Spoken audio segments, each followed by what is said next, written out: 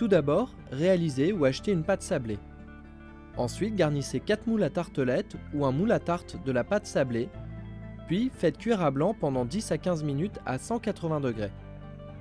Pour cela, il faut recouvrir le fond de la pâte avec du papier cuisson et remplir le moule de pois prévu à cet effet ou à défaut, de légumes secs ou de riz. Cette technique empêche la cuisson du fond de pâte.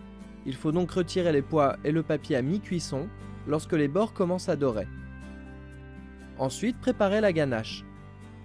Faites chauffer la crème dans une casserole.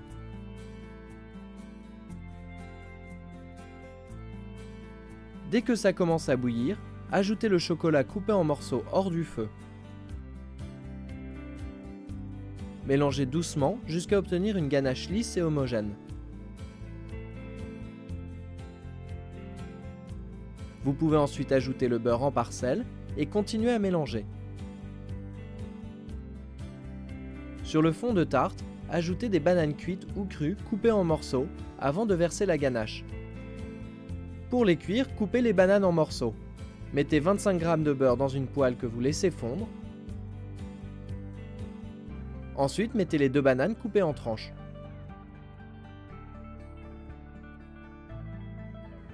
Rajoutez suffisamment de sucre pour qu'elles caramélisent.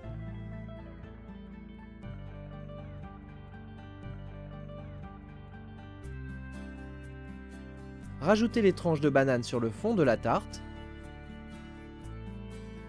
Rajoutez la ganache.